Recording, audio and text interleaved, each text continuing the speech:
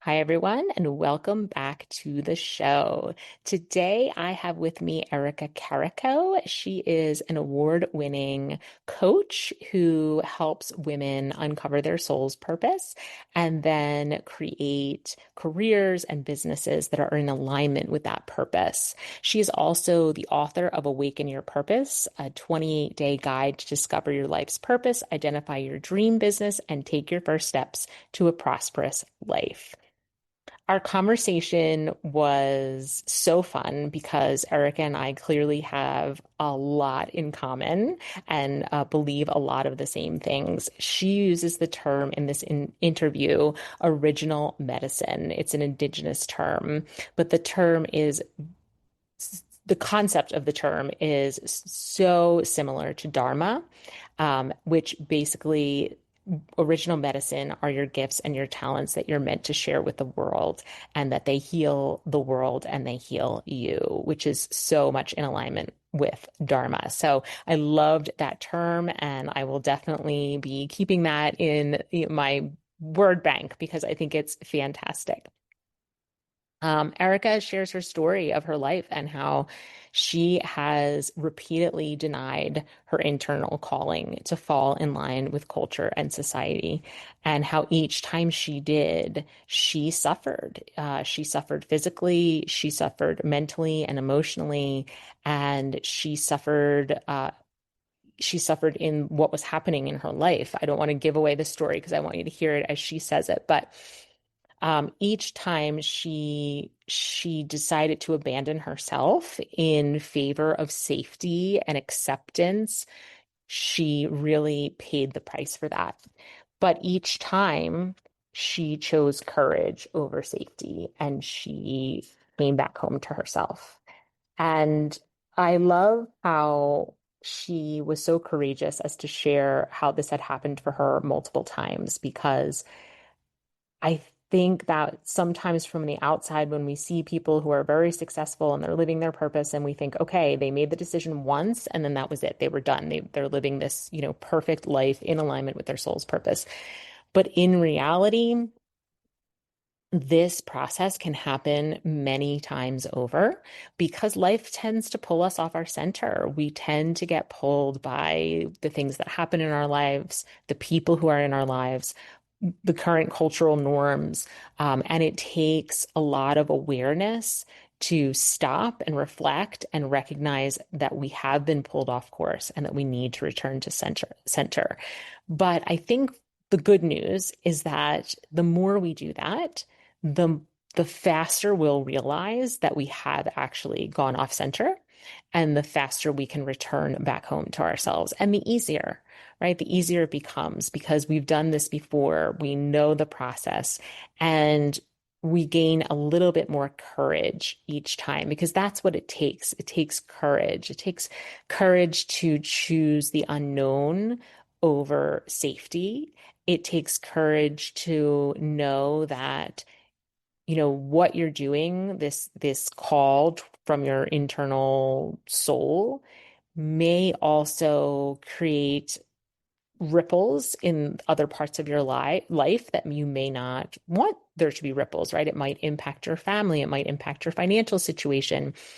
It might impact what people think about you or say about you. And we have to be willing to accept those other ripples in our lives to stay true to ourselves. And that is what she has done over and over again, including within the past year or so, where she had created this very large business and decided to burn it to the ground because it no longer felt in alignment with who she was. So I am very excited for you to hear this conversation and hear Erica's story. I think you're going to find it fascinating. I will definitely put the link to her book in the show notes, and I will be back at the end. Hey, gorgeous souls, and welcome to the Midlife Purpose Project. I'm your host, Katie Farinas, a yoga teacher and soul purpose coach. And just like you, I'm navigating the wild, beautiful, and sometimes messy terrain of midlife. This is the space where we unpack the shifts happening in our bodies, minds, and souls, We're diving deep into the questions that rise up when everything seems to be changing. Think of this as your toolkit for making sense of this powerful phase of life. We'll have honest conversations, belly laughs, maybe a few tears, and a whole lot of growth. We'll hear from experts on topics that matter to you in midlife, and I'll share yogic philosophy that has been helping humans live with more skill and ease for centuries. Because here's the truth. Everything you've been through, every challenge, every joy, every heartbreak, has been training you for this. You're not broken, you're not lost. You're stepping into your power. So come on in, embrace the mess, the beauty, and the absolute magic of midlife. Let's journey together.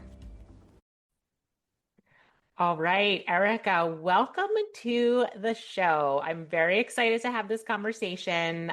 This is a topic that we touch on a lot in this Midlife Purpose Project, and how your story, I think, is going to be really impactful for a lot of people. So why don't you just introduce yourself and just go head on with your story, because I don't want to waste time with a lot of fluff. I want to really get into the meat of the topic, which is basically how you turned some really, really challenging circumstances in your life into purpose. Yeah. So please just fire away. Amazing. Thank you. Yeah, my name is Erica Carrico, and I've been in my own business now, coaching women to, I guess, do a couple of things for 10 years to really figure out what their divine gifts are. You know, what is their original Mhm. medicine? What are they Mhm. actually here to bring to the world? What is their life Mhm. purpose, essentially? And then the next half of my business is helping them to bring that to life so that they can earn a living, you know, doing what they love, fully aligned with their purpose and out Mhm. there having impact and making a difference in the world. And Yeah. I, I think for me, you know, we teach obviously what we needed to learn. I think there's so much Mhm. about that, Mhm. right? We teach what we need to learn. And Yeah. yeah, like you mentioned, I've gone through so much, and I don't want that to be for nothing. And I think, Mhm. you know, I was always the person who I didn't really want to have a traditional life. I didn't want to have a corporate job. I didn't necessarily see myself getting married. I always thought I'd have kids, but I wanted to like see the world, and I was a free spirit, and I wanted to just follow my heart, and I didn't want to be trapped or tied down in any way. And I think I did a pretty good job up to a certain point of living that way. But there was a time where, you know, I think I was in my mid 20s, and I had been traveling the world. I had been backpacking. I was working a ski season up in Vail, Colorado. And life started to, you know, the responsibilities and the pressure of society and my Mhm. family were like, you need to settle down and get a real job. And you can't just keep living like this forever, Erica. Yeah. You know? And so I always knew that I was here to make a difference in the world. And I had thought about going back. My undergraduate was in psychology, and I had thought about going back and getting a master's degree and working as a therapist or a counselor. But I didn't want to be stuck in one spot all the time. I didn't want to have to go Mhm. to a job, right? So anyway, really long story short, I landed in corporate recruitment. Kind of accidentally. And I figured, well, if I can't figure out what I want to do, I'm going to help other people figure out what it is that they want to do, you know? Right. That took me to Sydney, Australia. I was working in Sydney, Australia. I was living, you know, on Bondi Beach. I had this amazing job in corporate recruitment. I was earning incredible money. I was traveling the world, and everybody from the outside looking in was like, wow, she's got it made. You know, her life is Yeah. amazing and spectacular and all these things. And little did they know, behind the scenes, I was completely depressed and Mhm. incredibly anxious and really feeling like my life had no meaning. I felt like I was just earning millions of dollars for a company that had millions of dollars. And I'm living in this Mhm. amazing country, and I'm working from the time the sun rises until the time the sun sets, you know, and I'm Yeah. exhausted. And this, I just remember thinking like my feet would hit the floor in the morning after my alarm would go off. And I just remember thinking every day, like, this is not what I was here for. This is not why I Mhm. came here as a soul. I did not come here to hate my job, to be depressed, to be anxious, to slave my life away. And I went and saw a doctor, and I was like, I need some kind of medication. I had never been on medication before. And, you know, he actually said something to me that was really profound. He said, I'm not going to give you medication. You actually need to go and take a really hard look at your life and sort your life out. And Wow, I just right? got full body chills. I cannot Totally. believe A doctor, a medical doctor medical. said that to you. Yep, a medical doctor said that to me. And of course, I was like, I started crying, and I'm like, I don't know. I need this. I need help. And he was like, have you ever thought about seeing a life coach? And I said, I don't really know what life coaching is. Anyway, I ended up finding a life coach and had an incredible experience. I left my corporate job. I went traveling around the world for another year, spent time in third world country or developing countries, I suppose, and really realized on that trip I would never go back to corporate. Mhm. So I was engaged at the time and we were going to get married and we were starting a family and we were moving back to Australia. And I was like, I'm going to be a life coach. This is my calling. This is why I'm Yeah. here. And my husband at the time, his family, my family were like, nope, that sounds like fun, Erica, but you were getting ready to have a family. You absolutely cannot start your business, especially not as a coach. You'll never earn any money doing that. You need to go get a real job. And I was like, okay, fine. And so I did. I went back into corporate recruitment and I ended up taking out.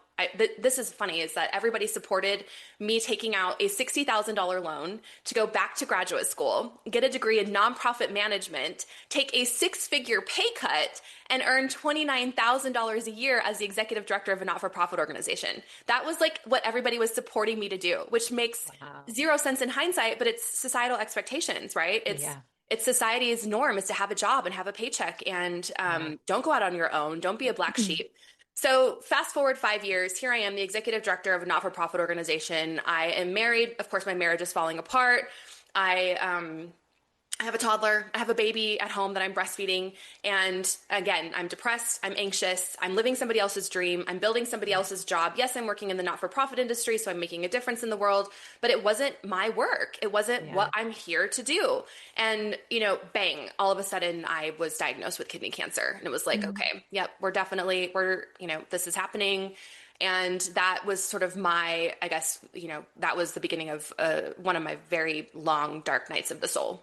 Yeah, wow, wow. So first of all, I want to go all the way back to the beginning when you said, because I have once or twice heard someone phrase it like this before, but I want to highlight it, and because I love it so much, is you called your purpose something about your medicine. What do you Yeah. remember what you said? Like Original medicine. your Yeah. original medicine. I think it's like, it's a indigenous term. And, there's a belief that we all came here with our own gifts. They call it our original medicine that we're meant to Okay. share with the world. And if we don't put that out into the world, not only do those that are meant to receive our original medicine, we're doing them a disservice because they're not going to get the Yeah. healing that we're here to provide, but we're doing ourselves a disservice as well. And so if we don't Yeah. use our original medicine, the belief is that it's lost for all time, right? It goes away and it's Yeah. gone, and it never existed. And what Wow. a tragedy that is. Yeah. Yeah. And it goes along with the concept that I talk about a lot, which is dharma, which is your soul's purpose, and the same concept that you come here with special gifts and talents, and you are meant to use them to serve the world. And the world needs them, and then Right, it needs them in only the way that you can provide them, right, but also you are serving yourself. So it's not right. just about serving others, it's about also serving yourself, because when you are doing this, what you're calling original medicine or dharma, when you're living it, it is feeding your soul, and it is really just energetically setting you up for energetic alignment. It's really something that protects you against the challenging times when they come, because whether you're living your soul's purpose or not, those challenging times are probably still going to come. But we have a lot more resilience to them when we're in our purpose. So I love that terminology. But the next thing I wanted to highlight is what you kept saying over and over, which was basically you were abandoning yourself Yeah, in favor of listening to the outside world, whether it be fully. parents, friends, culture. I don't know if your spouse at the time was part of that, but you just kept abandoning yourself and listening to the voices outside of you instead of the voice inside of you. And I 100% know that you are not alone in that. That is such a common thing. It was in my life as well. Like I for years didn't really know what I wanted to do. And I Right, think I didn't know what I wanted to do because what I really came here to do was so outside the box of what is considered okay, normal, successful, whatever terms you want to use, that my brain couldn't even go there until I was in my 40s, because it would have required me to leap outside of the box of culture. right. And that's really hard. It's very hard. So you get diagnosed with this kidney cancer. You have two small children. Your marriage is falling apart. What happens from there? I, of course, was afraid. I spent 6 months just in this really intense fear. I didn't want to leave my kids behind. And I just kept Hmm. thinking, like, why is this happening to me? I'm 36. Why is this happening to me now? Why kidney cancer? Everybody that I'm in the waiting room with, they're like 90-year-old men because I'm at the urologist's office. And they're Right. out of 7 urologists, there's like, they all said, we've never seen cancer in a patient of your age, especially in a woman. And Wow. I was fit. I didn't, I mean, I wasn't like perfect, but I didn't smoke. I was fit. I took care of myself. Yeah. And it was just a really bizarre thing. And I kept asking, like, why did this happen to me? And they kept telling me it was a fluke. It's a fluke. It's a random thing. We don't know. And that honestly, I think they were trying to make me feel better, but it actually made me feel worse. I think it made me feel Hmm. more afraid. And I knew that I knew it, deep down inside, I knew my body created this for a reason. Hmm. And, I went on my own sort of spiritual journey at that point. And I don't know if you're familiar with the work of Louise Hay. Hmm. Yes, I am. So she does a lot of work around different symptoms and different diseases in the body, and Hmm. cancer, and especially the kidneys, is all around toxicity and holding things in, and anger and resentment. And it was like, yeah, that is exactly how I'm living. I'm so angry that I'm living my life this way. I'm so angry that I'm stuck in this marriage. I'm so angry that I'm stuck in this career that I don't love. I thought my life was going to be so different. And I really think that it was a huge contributor to why I developed cancer. There was so much Yes. that I was holding in, and the way that I talked to myself was so negative. I did not love myself. I didn't have a relationship with myself. I constantly beat myself up. And so I went on this journey of, like, I had this moment where I was breastfeeding my baby to sleep one night. I think it was the night before the surgery, and I was afraid, and I looked down at her, and she just looked up with her big blue eyes, and she just Hmm. started smiling, and I burst into the ugly cry. I was like Yeah. losing my mind. Why is this happening to me? And it was almost a voice as clear as day, and it said to me, remember, it said remission, remission. And I was like, but I'm not in remission. I'm having surgery tomorrow. This cancer's in my body. And the voice said, remission, remember your mission, remember why you're here. And I Oh, still get full wow. body goosebumps because it Yep, was I've got like, them right now. of Yeah. course, Yeah. I I am here to make a difference in the world, and I am here to share my medicine, and I have been doing exactly the opposite of that. And so I made a promise to myself and to God, or universe or source or whatever it is that you want to call it, that no matter how long I had left to live, I would spend the rest of my life fully aligned with my purpose, and being of service. And if that was Hmm. 6 months, okay, so be it. And if it was 60 Right. years, so be it, And Yeah. that was the point where I feel like I kind of threw a grenade in my life, and I blew everything up, and everything went up, all the pieces were in the air, and I was just kind of standing there in this void of darkness, not knowing where things were going to fall. And yeah, we ended up moving states. I left my marriage. I quit my job. I started my business. And yeah, I mean, here we are 8 years later, and I have a multi-million-dollar company that helps women around the world to live their purpose, and Yeah. to earn a living fully aligned in their original medicine, which is like Yes. really Yes. wild Yes. to, Okay. So two things. I'm going to back up. So yeah. as you were talking, you hadn't even said it yet. And then I was like, oh, we are so in sync. So dis-ease, right? You had dis-ease in your Yeah, body, right? right. Because you were living outside of your purpose and you felt stuck and anxious and depressed and just like your life didn't represent you, who you were. And that turned into disease, right? And so you do believe that it contributed to your cancer diagnosis, living that way. 100%. Okay. 100%. Yeah. Yeah. I think our Yeah. body gives us warning signs, little whispers, and for me, it was the anxiety and the depression and the knowing that I wasn't living the life I was meant to live. I think I didn't, Yeah. I just kind of ignored them, and they got louder and louder and louder. And yeah, it Yeah. was the thing that woke me up. The irony is, I was most scared of getting cancer for some reason. And I don't think I manifested it because I'd never put any energy towards it. But it was like the thing Mhm. that I feared the most was like getting cancer and dying Isn't when that my kids were little. interesting? Yeah. And Oh, it's like, isn't that that's what interesting? happens. Right. Yes. Yes. Would you consider yourself a highly sensitive person? Completely. Yeah. Yeah. I feel like us highly sensitive people are like the canaries in the coal mine because we sense and feel things more easily on a deeper level. And we are like the warning sign for everyone else who's out there who maybe just wasn't born as sensitive as a person as to say, listen, this is what can happen. If you keep ignoring, look at what happens. Yeah. Um, and then the other thing I wanted to highlight was, so you decide to blow up your life. You're like, okay, I make this promise that to God that however long I'm here, I'm going to live in my purpose. Did you know what it was? Because sometimes we're so dissociated from ourselves and from our purpose. You're like, I know this isn't it. I know where I am. This isn't it. But what is it? And if you didn't know it, what did you do? How did you start coming to your purpose and understanding what it was?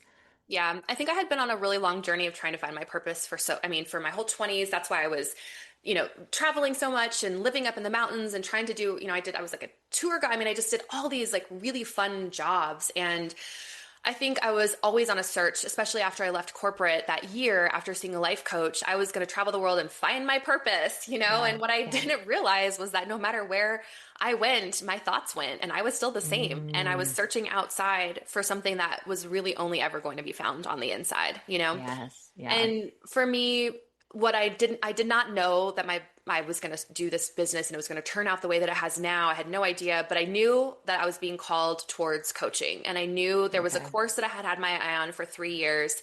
And it was just, my intuition was just telling me, like, I don't know where this is going to take me, but I need to be doing this. Mm, And mm, so it started out as a side thing. I did it on the side for a year. And for me, it just felt really in alignment because I knew that I could write. I loved writing. I knew that I could speak. I loved speaking. I mhm. knew that I could create. I loved creating. And it just, all the pieces of that just really felt exciting for me. And so I didn't come into this thinking, I'm going to start this global company and whatever. I literally came Right, to it as in, I'm going to work with one private client at a time, right. and it just unfolded and completely blew up in ways that I did never expect. But it was only by following my intuition and following those breadcrumbs and taking the very next step and not allowing fear to get in the way. Yeah, that's amazing. So, I mean, definitely a leap of faith, right? So what you're Yeah. talking about is having courage and jumping both feet first into the Yeah. void of the unknown, Right. and having faith that it was all going to work out. And then along the journey, just continuing to listen to your intuition and take the next step and take the next step. Right. If someone out there is listening and they're like, well, that all sounds great, but like I don't have a clue. I have no idea in even like you said, I didn't really know, but I really felt called to this life coaching thing and I had seen this course that I really wanted to take and you had some direction. What if someone out there is listening and they're like, well, again, I know what I'm doing right now is so off the mark for me, but I literally cannot tell you what is for me. Most What people would are in that boat. Most people have no idea. Yeah. So what Yeah. would I say? That's what you're going to Yes. ask. Yeah. Yes. Yes. Well, that's honestly, I mean, that was the work that I ended up doing. So I started out as a heart-centered career coach because I had so many years of corporate recruitment experience and I was doing a lot of career coaching. So I started that. And then it just became more, as my own spiritual journey really evolved, it became more of spiritual coaching. It became more of life purpose and whatever. And yeah, I mean, at this point, I've worked with thousands and thousands and thousands of women around and men too around the Mhm. world to figure out what that is. And it was a private coaching program, and then it became a group program, and then it became a course, and now it's my book. So my book Mhm. is the guide that it's literally a 28-day guide, and it gets you clear on it's like soul meets strategy. So it really takes you through a bit of a healing journey, a bit of a reconnecting to yourself, figuring out, what is part of your original medicine. We don't ever Mhm. know the full picture, but we can find a starting place. Where are we going to start right now? Yeah. And so the book really gives you that starting place and it takes you through a bit of a spiritual journey and then a bit of a career coaching process as well that I put in the book.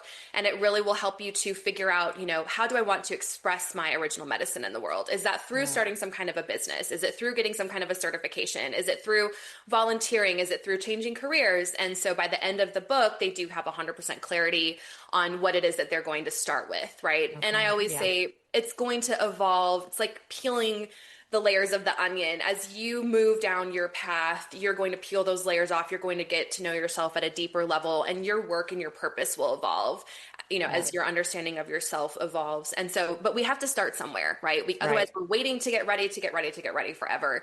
And Yeah. so the book is just the exact guide that I have. I mean, it's a process. I've never had anybody go through my process and not find clarity. It's never Uh, happened.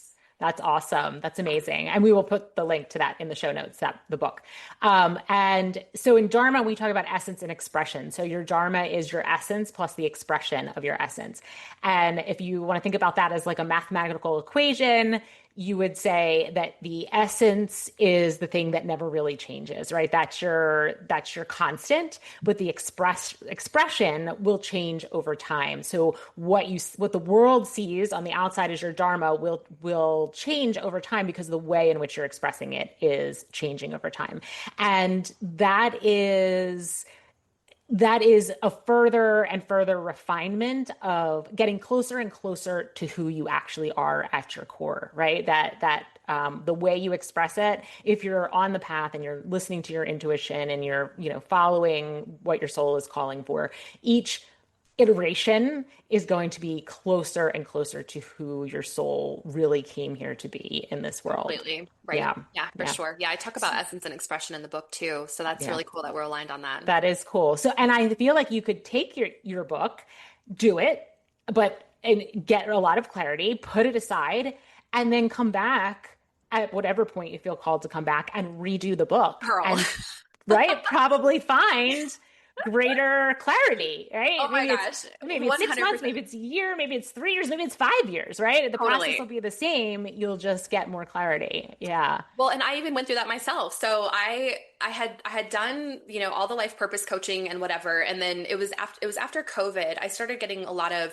I won a bunch of awards. I started getting media attention. Forbes reached out, New York Times reached out. And so then what happened was my business naturally shifted into more soulful business coaching, so helping people to start to build their businesses. And I kind of dropped the purpose course for a long time. And then I was writing the book based on the course 4 years later, after just really doing a lot of this soulful business coaching. And my business, ironically, last summer got to a point where it was like everything that I had ever wanted. I had a team. We were earning, $200,000 a month. It was just this why we were impacting all over the world. But I was like miserable. It was the whole karmic joke of the situation was I've got everything that I want, but I literally hate this. I'm the Yeah. CEO of a company. I don't want to be the CEO of a company. I don't want to be managing a team. I don't want to be dealing with the war between sales and marketing. That is not why I started this business. And during that time is when I had to go through and do the audio recording of my book. And I get goosebumps because I'm like, oh my God, Yeah. I am so out of alignment right now. I had to go Yeah. back and do my own work as I was doing the audio recording of the book. And I literally burnt my business to the ground and started it all over. Like literally, I fired my Wow. whole team. I stopped all of our marketing. I burned it to the ground. And I took a couple of Yeah. months and I was like, how do I want to build this back up so that it can be more in alignment for me? And that's what I've been doing. So it happened Yeah. to me again. That's amazing. So if you keep saying things about, and I already have these questions that I'm like, I want to ask her this, and then you kind of answer the question. So I was going to ask you how on this journey, right? Obviously, you built this big business, Right. but then it became out of alignment, right? Yes. This is the thing you Yep. wanted. You started with this intention and with this, close proximity to your essence and who you were, but then somehow Yep. It grew very, big. very no blame, no shame. Like this is so common. Yep. We get pulled once again, right? Yep. Get pulled once again by society, by Yep. culture, by ego, right? Like Yep. how this looks on the outside Totally. and the material possessions that, come with all of that and the accolades and Yep. all the things that massage our ego. Yes. And then we're miserable again, right? So it's Yes. it's this constant realignment, right? Completely. Yeah. I don't know what it's actually called. Maybe you're better at cars than me, but I know our cars have with the steering wheel. I think it might actually be called alignment. I think it is. Yeah. Do you know I what I'm think talking actually, about? yeah, How where it it's like, it kind of like yeah, pulls the car back to the center totally. automatically. Yeah. But if your alignment is off, you'll notice that the car like keeps veering off the road and you have to keep kind of manually pulling it back and it's work. It's a lot of work. And that's like a vision, like a visualization that comes to my mind when I think about things like this. It's like we are always having to come back to alignment, come back Always. to alignment. Always. And that there's no like no one should ever feel guilty or shameful about that. That's the process of being human. That's Completely. Yeah, right. for That's the sure. it's just what it is to be human in a very loud, noisy world, is to be pulled off our center and then to return back. Right. So in this total, like, you burned everything to the ground, now you're rebuilding it in a way that feels aligned. Do you have certain practices or certain things that you're doing to try to keep you more in alignment this time through the Yeah, process? for sure. Yeah. That's why I think that's why it was easier for me just to burn the whole thing down instead of like trying to gradually fix things. I knew there was a lot of team members that they weren't a cultural fit for my company and my message. And it felt like they were just out of alignment with what I was trying to teach behind the scenes. And so it was like, well, that was never going to work long term, right? Yeah. They had been with me for 5 years. I had developed relationships. I felt really bad. I wanted to keep them the money coming to them and whatever. And Right. so there was like all these reasons that I was doing all these things and keeping things going. And now it's just, again, back to the basics of what feels like a yes and what feels like a no. And so as I'm making these decisions, I'm really back to my center. I'm grounded again. I'm drowning out the outside noise. I'm listening to what's coming in here. I'm doing the Mhm. mindset work. I'm listening to the Neville Goddard. I'm reading the books again. I'm doing all the Mhm. things, making sure that I can stay grounded and centered. And so then when I'm faced with decisions, it either feels like a yes or it feels like a no. And so then it's like, Yeah. nope, that's not right. I'm not doing that right now. And I'm allowing things to go slow and I'm not making any decisions based on like panic or fear or what other people say I should do. Cause that's a big Right. thing is you need to do this, Erica, you need to do this, you need to do, and that's what got me in trouble in Mhm. the first place. So Right. it's back to like, hey, y'all need to just stop and I need to listen to what's coming out of here. And so that's Yeah. what I'm doing. And it might not even make sense to a lot of people, but it feels so much better. And yeah, I'm not getting myself into that boat again. Yeah, that's good. And the point you bring up about, I had this business and I had these relationships with people and I knew I was going Yeah. to have to let them go. And of course, that's their financial, Hard. very, very hard. And Yeah. I think that no matter who you are and what you want to do that feels in alignment with your soul, there are going to be competing duties. Always. Always, right? So for you, it may have been that's, I feel so bad to let these people go because I'm their boss and they're getting a paycheck through me.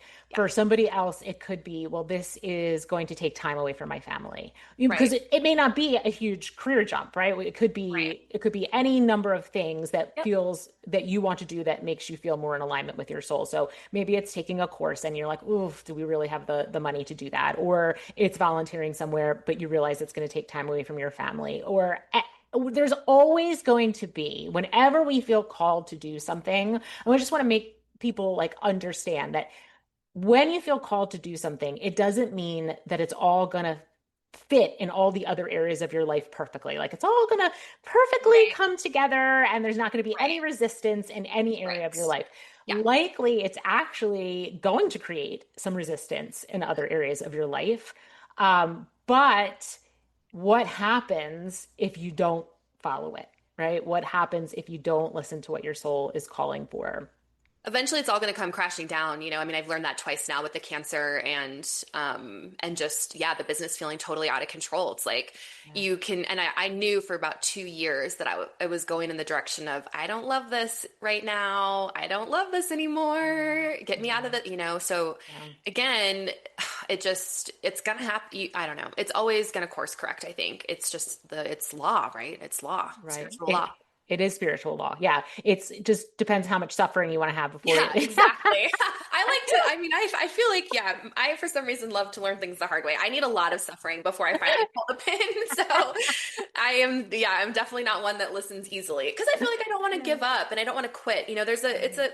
for those of us that are, I guess we're driven and we're motivated and we have been achievers, it's like, you don't want to quit but Right. also where is the line, like I didn't want to Yeah. quit on my marriage but like, oh my god, where is the line, I didn't want to Yeah. quit on my not-for-profit that I was the executive director of, but like, wow, where is the line? And I didn't want to quit on my Yeah. team and I didn't want to quit on my clients and my business and myself, but like, wow, where is the line? So Right. for me, that's a learning thing for me is, well, yeah, where is the line?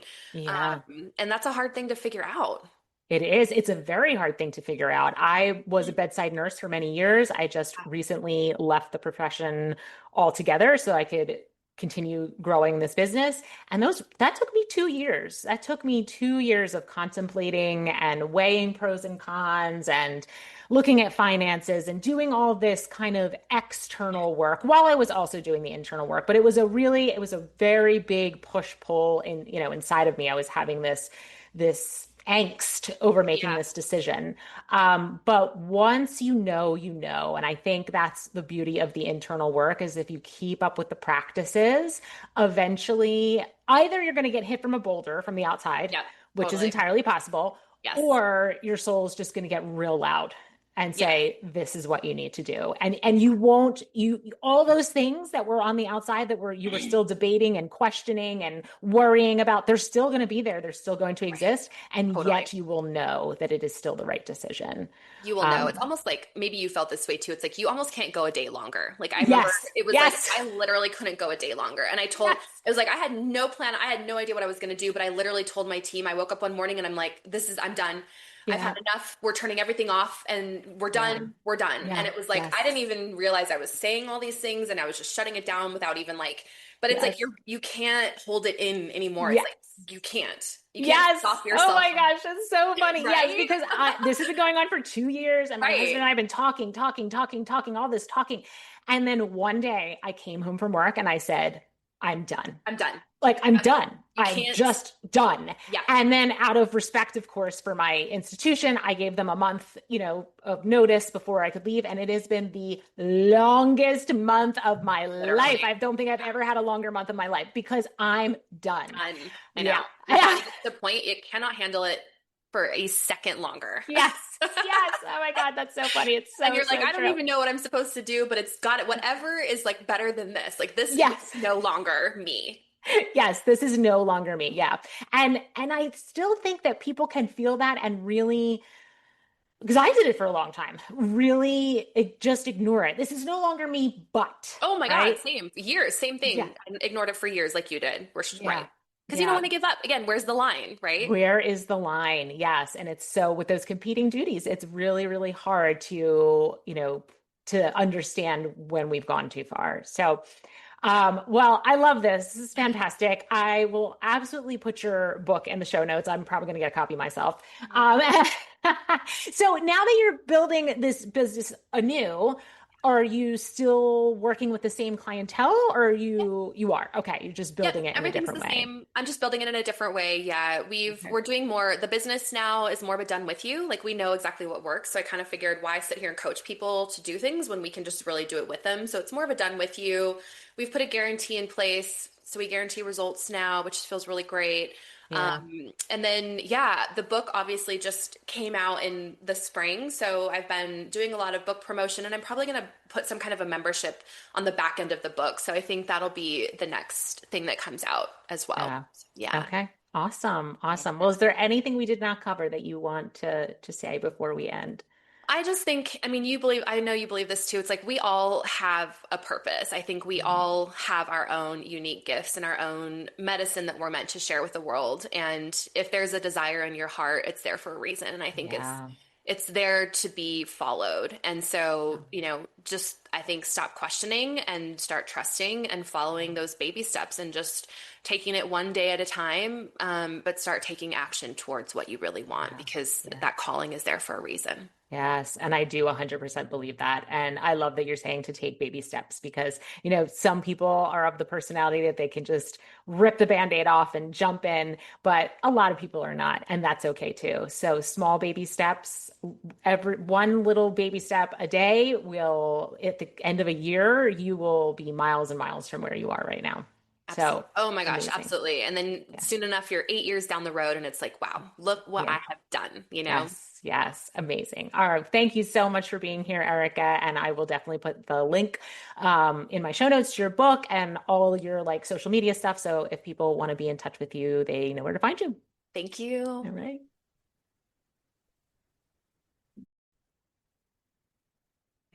So I loved that conversation and I loved the last part especially. I wanted to highlight where Eric asked the question, where is the line, right? So we talked about competing duties and how when we're choosing to follow our soul's purpose, right? When we're listening to that internal guru and deciding to choose a life that truly reflects our original medicine or our dharma, that there may be impacts in other areas of our lives that we would prefer them not be impacted. But where is the line? And that's a question only you can answer, right? You have to ask yourself that question. If I'm choosing a job that truly no longer serves me, but by walking away from it, I could potentially suffer financially. Where is the line? And when does it become essential that you leave to protect your physical health, your mental health, your spiritual health, to protect your soul, and only you can answer that question. So I leave you with that question to ponder, and I will put, like I said, Erica's book in the show notes. I also have a free guide called 5 Steps to Discovering Your Dharma. It's definitely not as detailed as Erica's book, but it is free. So if you wanted to download that to get started, I will put that in the show notes as well. And a reminder, don't forget to sign up for the newsletter. And I am on Substack now. So if you are interested in following me over there, I will put that link in the show notes as well. Have a wonderful week, my friends. Thank you for joining me on this journey of self-discovery here at the Midlife Purpose Project. I hope today's conversation sparked something deep inside of you, made you laugh, or reminded you that you are never alone. Remember, it's never too late to reconnect with your soul's purpose and live a life of meaning. If you enjoyed this episode, please subscribe, rate, and review the show, or share it with someone who could use a little inspiration. It really helps the show reach more women and helps me keep the content ad-free. Join me next time as we continue to explore what it means to live with purpose in midlife.